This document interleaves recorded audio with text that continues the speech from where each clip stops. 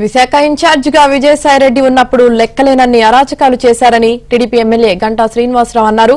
YCP పాలనలో 5 ఏళ్లు ప్రతిరోజు ప్రజలకు పీడకలే అని చెప్పారు. ఖాళీ స్థలం కనిపిస్తే చాలు కబ్జా చేసేవారని తెలిపారు. టీడీపీ నాయకుల భవనాలను అన్యాయంగా కూల్చివేశారని మండిపడ్డారు. తన వల్ల నష్టపోయిన వారికి విజయసాయిరెడ్డి ఏం సమాధానం చెప్తారని గంటా శ్రీనివాసరావు ప్రశ్నించారు. మరి నిన్న సాయంత్రం ఆయన ట్వీట్ చూస్తూ ఉంటే చాలా ఒక పక్క జాలి, ఒక పక్క నవ్వు, మరో పక్క ఆశ్చర్యం అన్నీ కూడా కలిగే విధంగా ఆ ట్వీట్ చేస్తూ ఉన్నారు. మరి ఇప్పుడు దాకా ఆయన హయాంలో జరిగిన ఈ అక్రమాలకి, భూదోపిడీకి, ఈ అన్యాయాలకి, ఆయన ద్వారా నష్టపోయిన బాధితులకి వీళ్ళందరికీ ఎవరు సమాధానం చెప్పాలి, ఎవరు న్యాయం చేయాలి?